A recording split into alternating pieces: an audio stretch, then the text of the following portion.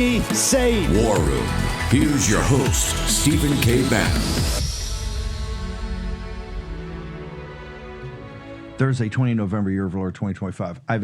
We are packed today. I've had to do some juggling already because of issues that are coming up even as we speak. There is some great news coming out of a jobs report about September, and Joe Lavagna from Treasury is going to join us at about 10:30 or so, bottom of the hour, when he finishes a speech he's giving. I've asked the Viceroy, Mike Davis, to actually join us this morning. Number one, it was about artificial intelligence, everything we got that. But because of what happened yesterday, I asked you to come in here. It's hard to shock me, but this crossing the line of these former CIA officers, Army officers, a Navy captain, Mark Kelly, I mean, that video will live in infamy. I am stunned of what they've tried to do. They are trying to insert themselves, I don't know, sedition or insurrection, to actually talk to the troops, to insert themselves between the military and the commander-in-chief. And as you know, President Trump, we got the emergency orders, the invasion of the country. We've got a carrier battle group off of Venezuela. We have an amphibious ready group. We have 3,000 fleet Marines. They're talking about potential invasion. Now, we're not for the invasion, but you've also got, as the Washington Post, New York Times said, we have covert action going on right now. We have troops everywhere. They're negotiating a deal in Ukraine. They may have security guarantees, which we hate, but they're trying to negotiate with the Russians. They got this huge negotiation in Gaza. You have 200 boots on the ground in Israel right now as the logistics coordinator for the Gaza, for at least the Gaza, drawdown. So that's why I asked you to come in. I mean, you're the tip of the spear here for fighting these things. Is this to shock you just conceptually that now in our government, elected officials are actually looking into a camera and telling the military to disregard the orders of the commander-in-chief? That video by those Democrats, politicians in Congress, is the most dangerous video imaginable. They are calling on the military and intel officials to ignore an order of the president of the United States, and they are asking these line CIA agents and these frontline soldiers to make a legal determination whether a president's order is lawful or unlawful, and then these non-lawyers are supposed to take a drastic step of ignoring what they think could be an unlawful order of a president, because these Democrats, members of Congress, are encouraging them to do this. Remember this, President Trump has won like 21 out of 23 cases at the Supreme Court's emergency docket this year alone. That's a 91% success rate. That means that these lower court Democrat activist judges got the law wrong. These Democrat activist judges are getting the law wrong 91% of the time. How do these Democrat politicians and Congress expect non-lawyer CIA officers and non-lawyer military frontline soldiers to get the law right? I mean, this is a dramatic step they're calling for. Hang on, because this is all of a piece, and the reason I wanted you here. All of those 21 cases are about basically the theory of the case that we have of the inherent powers of Article 2 of being chief executive officer of the U.S. government. He can fire anybody he wants, including the alphabet agencies. He can the appropriations bill, which is a law, is a ceiling, not a floor. As commander-in-chief, emergency powers. He's called this, an invasion of the country, and he's chief law enforcement officer of the United States government. Those three powers, and we admit that he's got a maximalist idea inside the Second Amendment. 21 times they've gone to the Supreme Court. These guys thought, those federal judges, they thought they were going to win all the way up. They've been reversed, or we've won 20 of the 21, correct? About the inherent about the powers the president has under Article 2. And the court is telling us very clearly, we're not the Warren Court. These are political issues. They must be determined politically. We're going to stay out of them. The president's got the ability to do it. The progressive left, thinking the courts were going to be on their side, thinking that the Boasbergs of the world were going to win, are now really going extrajudicial to directly talk to people to just, okay, we can't, because they don't have any backup. They've lost 93% of the cases when they thought that this was what's going to stop Trump. Am I wrong in this thing that now they've realized that the courts are going to back Trump? Yeah, I mean, it's 21 out of 23 times. 23. 21 out of 23 times that President Trump has won at the emergency docket this year. That's 91%. And think about what these Democrats, members of Congress, are asking these CIA, other intel, military officials to do. They're to ignore the president of the United States. I mean, do they ignore or countermand his orders? Yeah, as commander in chief. Let's come up with an example. I mean, we have President Obama ordered an extrajudicial drone strike and killing of American citizens, including a minor. Right? I mean, what if the CIA officers said, no, we're not going to do that. We don't think this order is lawful, even though David Barron, who headed the Office of Legal Counsel for Obama at the time, issued an opinion saying this is legal. He's now a judge on the First Circuit Court of Appeals. I mean, I can't think of anything more extreme than premeditated killing of American citizens, including a minor, and yet you're asking soldiers, you're asking CIA officials to make that legal determination, whether it's lawful or not. I am not a proponent of actual kinetic activity in Venezuela. We've been pretty open about that. We think there's other ways to do it. Either Eric Prince has been here, either covert ops, or other things to get Maduro and his people out. You may have to come to that, but you got to go up the escalatory ladder. But I think what they're doing, you have a carrier strike group off of there. You have a amphibious ready group. They have briefed for the last 2 weeks the Hill on up to the War Powers Act, but they haven't, they've said, hey, we don't need to invoke the War Powers Act. You can see the possibility that if the president, commander-in-chief, orders the taking of talking about taking the seaports or the airports or the logistics centers, what they're trying to do is get Navy pilots and Marine Corps officers and non-commissioned officers to say, I don't know if is this all gone through it? You can't have that. This is what they're trying to do. They're trying to insert themselves into the chain of command, which is outrageous. Do you understand where you got the kinetic part of the Third World War started in Ukraine, in Gaza? Look, we've killed over 3 million people since Biden's, let these wars happen. And now they're inserting themselves. If this had happened under FDR, right? This happened under Lincoln. I'm telling you, you remember the Copperheads down in southern Ohio? If this happened under President Lincoln, if this happened under President Roosevelt in World War II, or even the lead up to it, boom. These guys they'd be rolled up today. You can't get more dangerous. Particularly people, out there, you're worried about operations, you're worried about things that are going on. You've got covert operations. New York Times reported covert operations. You had Slotkin definitely. I don't know if there's another CIA officer look into the camera and say, don't obey the orders.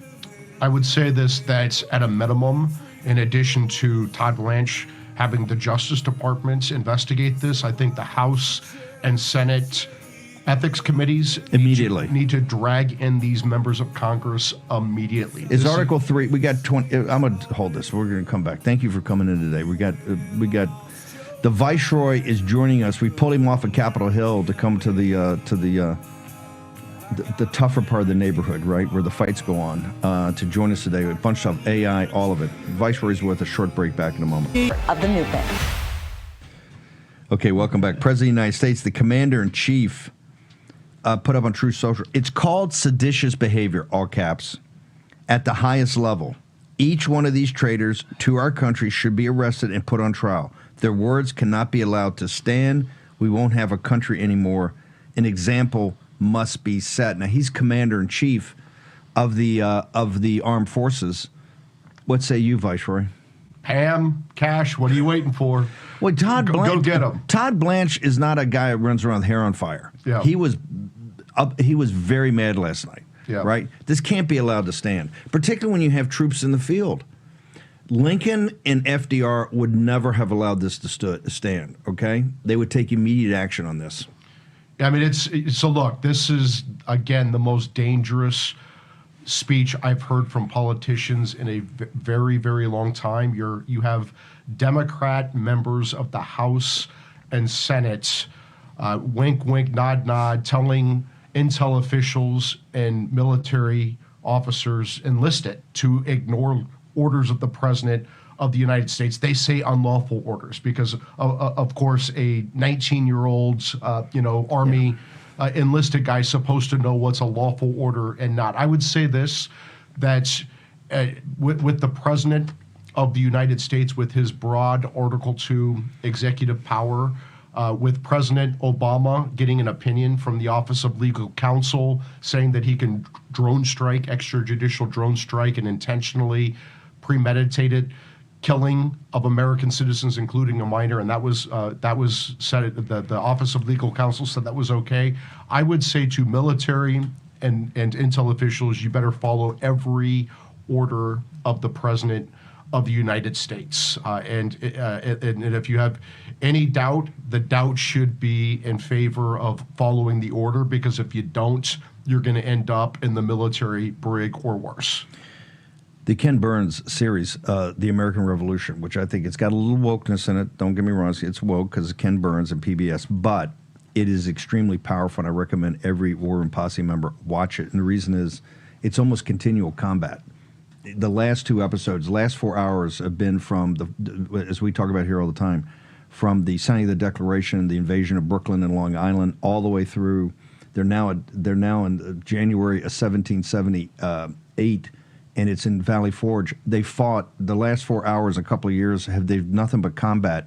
They're about to get into the part where they try to turf out Washington, because Washington has not won a lot of battles, didn't win Saratoga, Gates did.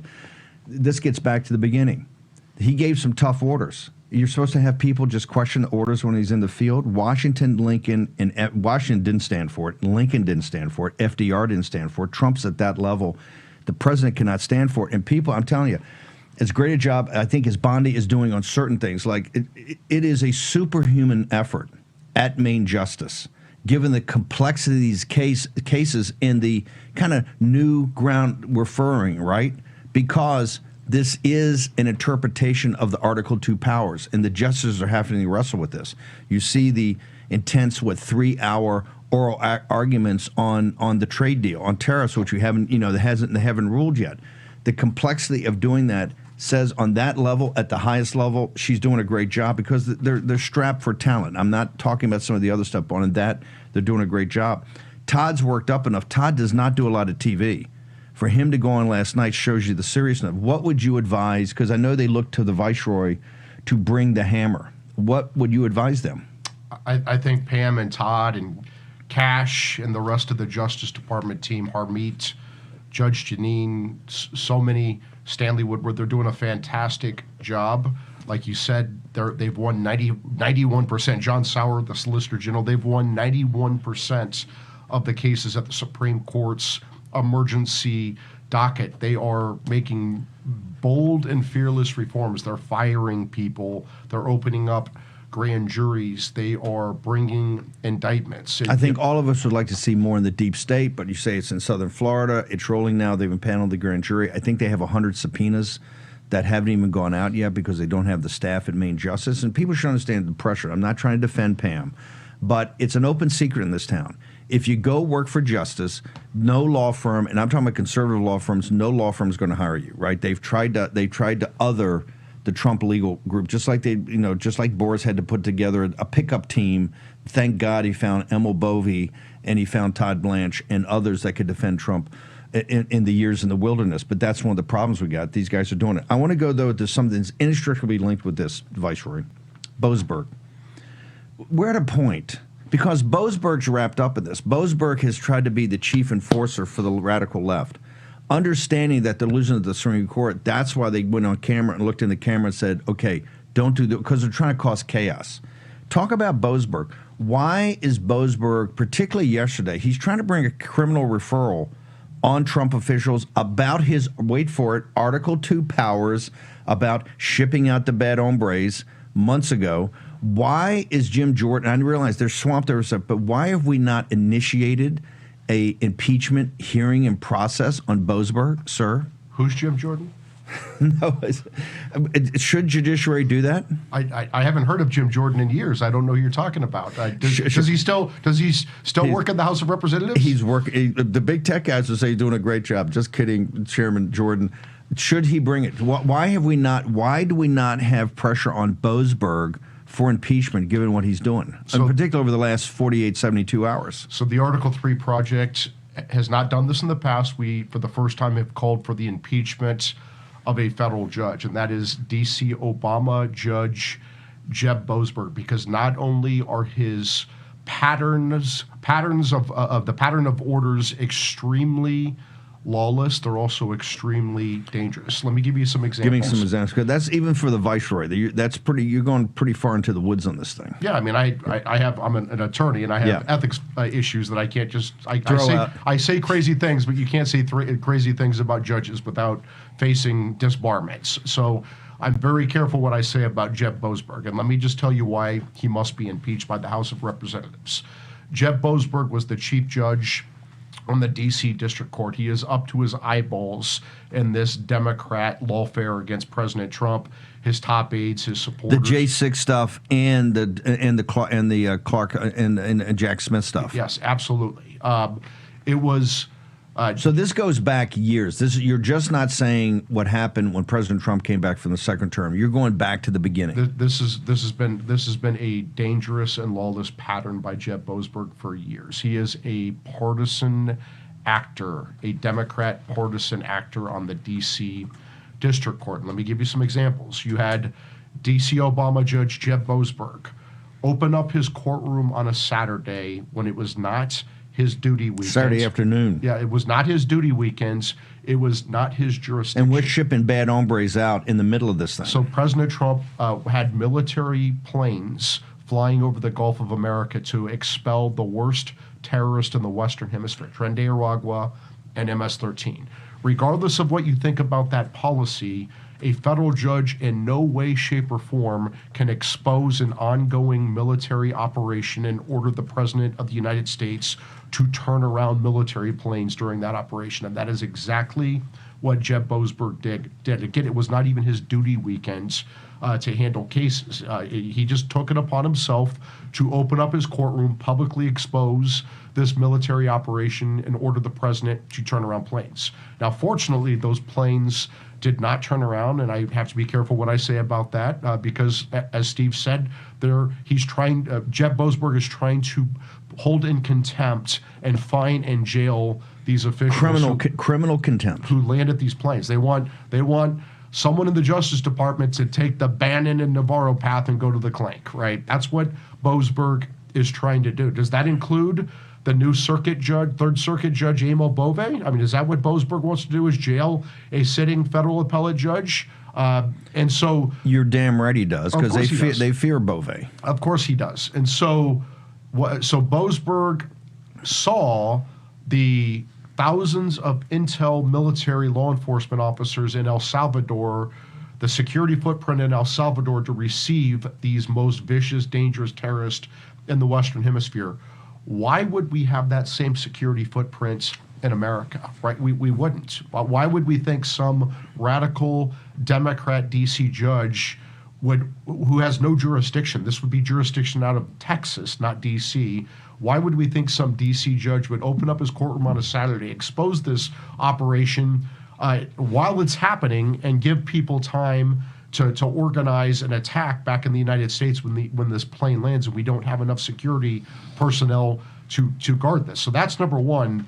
For that reason alone, lawless and dangerous, he should be impeached. Then you have another example with Boasberg.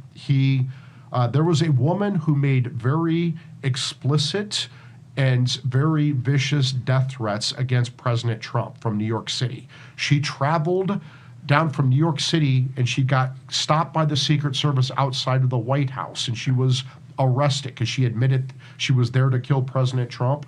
A liberal magistrate judge in D.C. did the right thing and kept her in jail, pretrial detention. What did Boasberg do? Boasberg overruled this magistrate and freed this would-be assassin from jail, right? That's strike number two. Strike number three is Boasberg is the one who illegally allowed the Biden Justice Department to spy on U.S. senators without notifying them in direct violation of federal statute. Now, it's that last point, this spying on these 8 or 9 U.S. senators. and with Arctic Frost, these U.S. senators finally care about lawfare after 8 years of going after Trump, his top aides, his supporters. They finally care. Senator Cornyn stood to Mike and says, if they could do it to us, they could do it to you. Yo, dude, where have you been the last couple of years? We're going to take a short commercial break. The Viceroy's in the House. We've got a lot to go through with the Viceroy, including the AI moratorium. Joe Lavagna for Treasury. Big news out of the economy this morning. Artificial intelligence. This whole thing, I'm going to have Orrin Cass on. I've got Rosemary Jenks about employment and everything we're working on there and these visas. Orrin Cass, the great head of Compass, is going to be here, populist economist, to talk about the GAIN, this GAIN Act and everything that's going on there. But artificial intelligence. I have not seen the War Room Posse as fired up for something to get to the ramparts. Where do we stand in this? There's word there may be an executive order tomorrow. We've got this. They're trying to slip this moratorium in. I wouldn't mind it if we had a national debate about it. It was in the Senate and the House in a couple of days of debating this thing through. I could live with whatever the outcome is. What upsets me the most is they're trying to slide this in again with no debate. So it has to be us up at the ramparts saying you can't do this. Let's step back and just remind the War Room Posse how we got to where we are today. Back in 1996, the Communications Decency Act got enacted by Congress, and it included Section 230. And Section 230 gave these baby tech platforms of the time this broad amnesty from lawsuits. You got to admire them. They realized right away that we want to do what Big Pharma did with vaccines, right? So this place has always been bought and paid for by Wall Street and tech. They realized at the beginning of the internet, we got to get this in there, right? To let these guys run the tables. And maybe there's a time and place for protecting some of these smaller industries. That could be a debate that they have in the House and the Senate. But remember, under Obama, between Section 230 immunity and antitrust amnesty, because Obama had these same tech bros who pretend that they're Trump supporters No, he created the oligarchs. That's when the oligarchy was created, right? No competition. We're going to let you be in every vertical. Facebook, Twitter, all of you guys, Amazon, all of them are going to have, you're going to be an oligarch in that segment. We're not going to touch you with antitrust. We're going to get the FTC off you. You've got 230. And he created them because they're all progressive Democrats. Yeah, like Mark Zuckerberg. Mark Zuckerberg was one of... Jeff Bezos, all of them. Jeff Bezos, all there. Zuckerberg's the worst. They were Obama's bros. Yes. Obama protected them, coddled them, and they became these trillion-dollar big tech monopolists. Zuckerberg told him how to win on social media. Obama, remember they met in the San Francisco airport, I think American Airlines. They met and he explained to him what Facebook was and how they could beat the Clintons by using this. So Google, Amazon, Facebook, and Apple, these four different trillion-dollar big tech monopolists, now they use their market power to crush competition, shutter small businesses, and cancel conservatives. And we have people out there like Gail Slater at the Antitrust Division and Andrew Ferguson at the Federal Trade Commission, Brendan Carr at the FCC, trying to hold these big tech monopolists in check. Okay, but hang on. This is where Boasberg, and this is where another reason to be impeached. Boasberg's everywhere. It's like a bad rash. We just had a defeat on Meta. You finally, after years of Lena Khan, the FTC, these guys finally get Meta in court. Tell people what Boasberg did. Yeah, Jeb Boasberg got the FTC, Andrew Ferguson, the all-star chairman of the FTC, who's a friend of the War Room Posse, a friend of mine, former colleague, took the Meta to trial, and Jeb Boasberg, of course, sided with Meta, right? And because he's a progressive Democrat. Yeah, well, and Zuckerberg's a progressive Democrat. Well, because Meta spent $400 million chasing President Trump out of office in 2020 and subjected President Trump to unprecedented Republic-ending lawfare, 4 indictments for non-crimes, bankrupt for non-fraud, tried to throw him off the ballot in Colorado and Maine, tried to take off his head. This lawfare is continuing with Jeb Boasberg. But now these tech bros are trying to cozy up to President Trump. They want to donate $1 million to his inauguration. Maybe they want to help build this ballroom. And these are not our friends. These are the people who censored, silenced, deplatformed, and canceled the President of the United States, his aides, and his supporters. But now they want this AI amnesty. They pretend that they need broad AI amnesty where the state and local governments could not touch AI.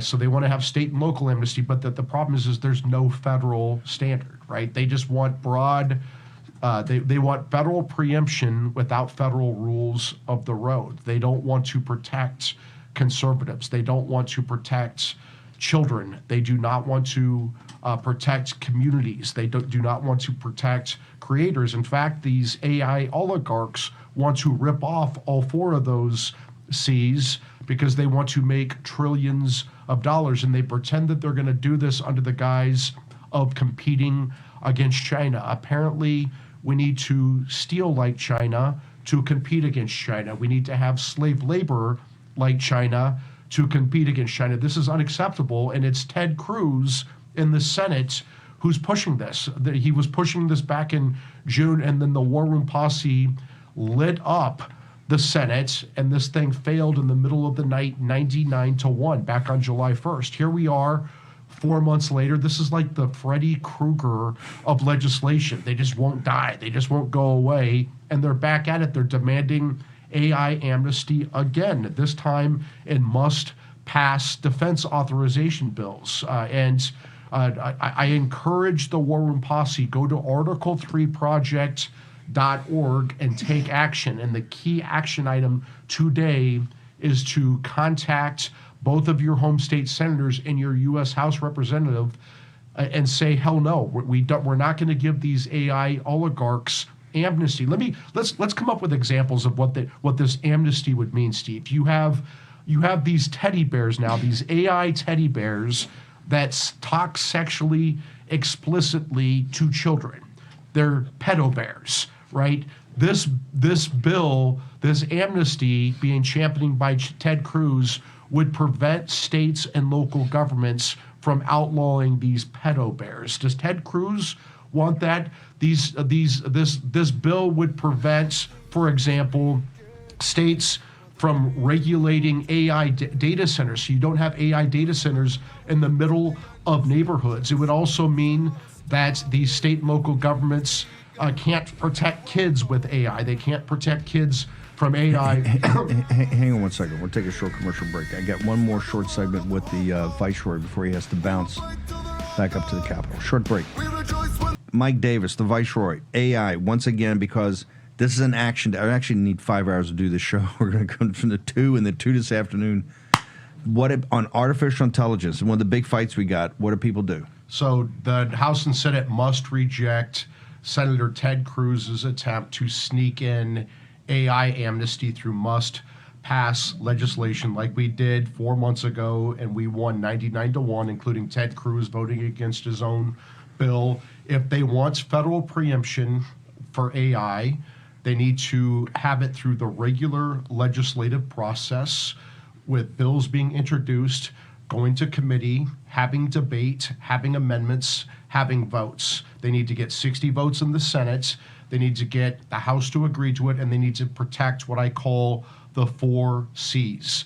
They need to protect conservatives from online cancellation. They need to protect children from child predators like the pedo bears that we just discussed. They need to protect communities so we don't have data centers in neighborhoods with FERC-like condemnation power, so we don't see electricity bills go through the roof to pay for these data centers, so working class Americans have to foot the bill for these trillion-dollar big tech platforms for their AI data centers. And we need to protect creators. We can't just rip off every copyright in the world. We can't steal like China to compete against China. We need to do AI the American way. I know these big tech platforms are very Chinese focused, but we're going to have to do it the American way. And we can get it done. There is a path forward, but they need to come to the table and protect the 4 C's. Innovation and growth we're in back of. We've been arguing that's President Trump's plan. What they want to do is total anarchy, and they're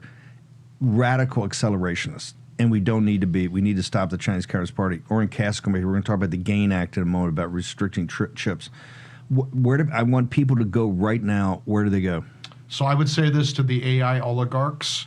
We are going to kick your ass again, like we did 4 months ago, 99-1, with the Article 3 project teaming up with Bannon's War Room posse. We are the most potent force in Washington. And what I want the War Room posse to do today, right now, is go to article3project.org, article number 3project.org, and take action. Yeah. The key action item is to stop Ted Cruz's attempt to sneak in AI amnesty and the National Defense Authorization Act. We do it today. We did it, go right there right now. We did it in July in the big, beautiful bill. They tried to do it in the middle of the night. We stopped them then. I told you at the time the next shot is the NDAA, and they're just slipped as sure as the turning of the earth. They did it.